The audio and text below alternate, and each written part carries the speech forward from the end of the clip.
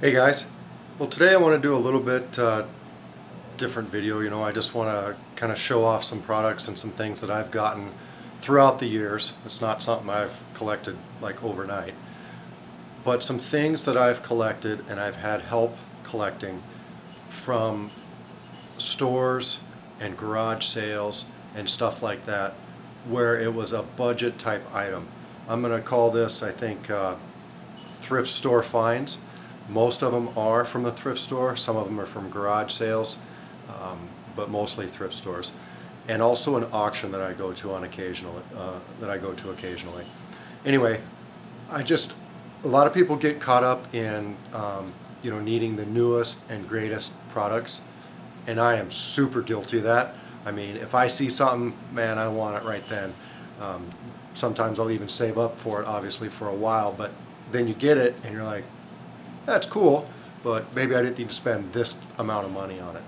So these items that I'm going to show you are items that I've picked up that even if I don't 100% love them to death, they didn't cost that much, so it's not that big a deal.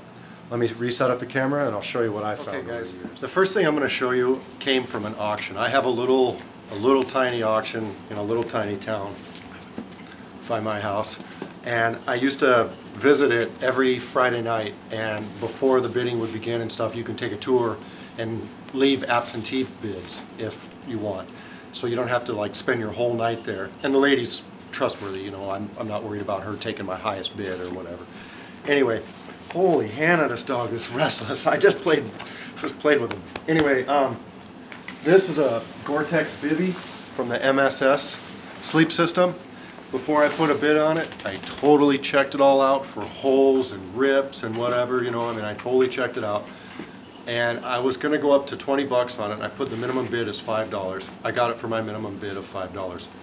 It's a little tiny town where I go to. I'm not sure if anybody really knows what this is. I got lucky, no one was there who did know what it was. You just got to put your time in. So that's a good find that I found. This one was a thrift store find. And I'm going to try to show you the tag on this one. This is an old World War II wool blanket. What's it good for? Well, I mean, these military blankets, they're not the warmest, they're not the greatest. If I wanted to sacrifice it or whatever, I could make a shirt out of it. I like just spreading it out and sitting on it, or using it as a secondary blanket sometimes. The part that I really like, and I don't know if you're going to be able to read this, but the tag on it,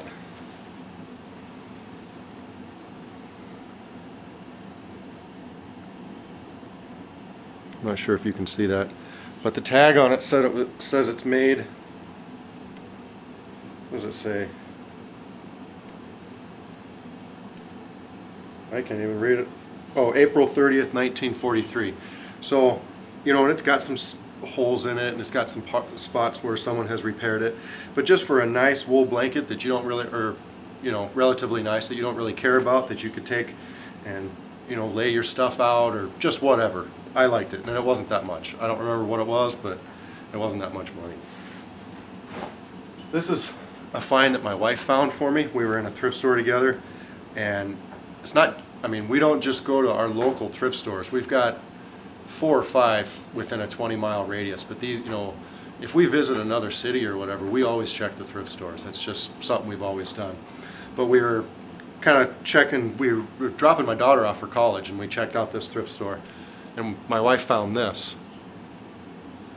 So this is a Hudson Bay blanket. It's a small one. It's only a 3.5 point, but it's a Hudson Bay blanket. It's got a couple stains on it. This one, I remember, it was $6.50. I've used it for an underquilt in my hammock and stuff, and it works great. It's a Hudson Bay blanket, no holes, nothing, couple of stains, for $6, $6.50. A couple of these other things I'm going to show you, my mom has really pitched in and helped me out a lot with keeping an eye out for stuff. As a matter of fact, my whole closet is full of wool blankets that she has gotten from me, or for me, from estate sales. And none of them are usually more than about 15, 20 bucks. They're not queen size, but they're still good, like underquilts or hanging out around the campfire, something like that.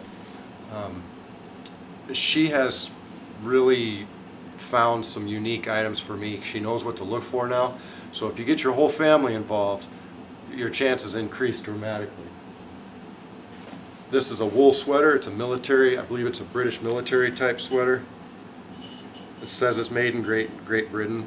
100% virgin wool. This one's a little bit itchy, but it's 100% wool sweater. It'll keep you warm. It's got a couple goofy, you know, military type things on them. You're not going to find, you know, the most awesome stuff. Sometimes you will, but I mean, you have to keep an open mind.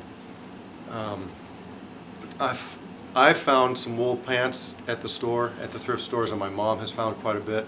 These are a pair of Cabela's 100% wool pants, and I was looking in a section that's not normally my size, just because you never know what you're going to find.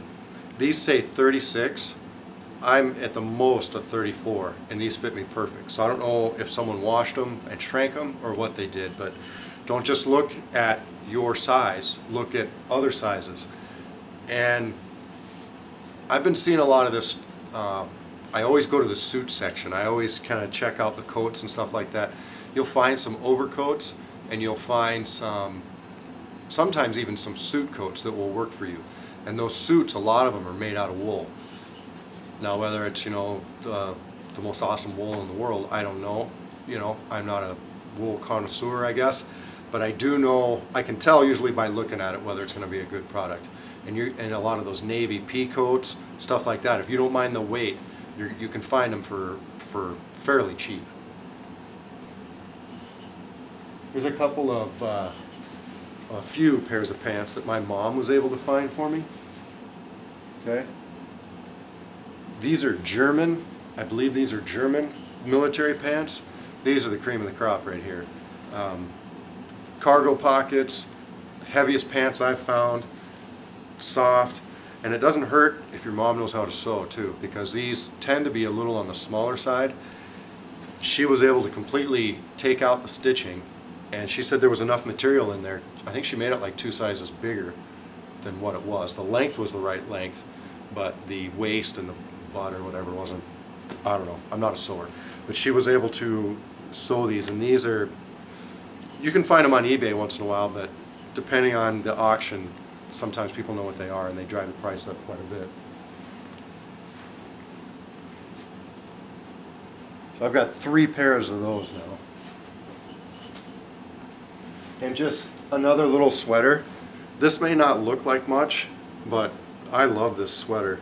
100% lamb's wool, it says. Made in England. I got this at an auction, and what I found at my auction is they'll put everything out on the tables. Definitely not a high scale auction, okay? I mean, it's pretty low scale. They'll put everything out on the tables, and then you go look at stuff, and generally you get some people that are super into like jewelry, or you'll get them super into the guns, or you know, whatever. So they'll drive the prices up on those. But the stuff under the table is where the auctioneer puts the stuff that they don't think is going to sell real well.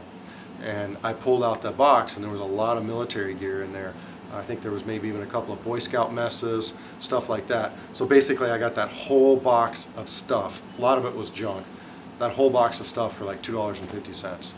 So anyway, I just thought I'd share real quick some of the items that I've gotten from just going to thrift stores, going to garage sales, going to some auctions, and you really have to put your time in. You're not going to just find this stuff automatically, you know, fantastic. You have to put your time in. I've been looking at this stuff for years and years. So anyway, I just kind of thought I'd throw that out there. I wish I still had them, but I had 2 nice hatchet heads from Plum Boy Scout hatchet heads. You can get those for fairly cheap too, especially if there's no handle on them. The handle can be a little bit hard to find, but anyway, I hope you enjoy this video. You know, don't get caught up on, you know, I have to have the shirt that's in right now, or I have to have the axe that's in right now, or whatever. You can find a lot of this stuff out there used. So anyway, hope you liked the video, guys. Take care.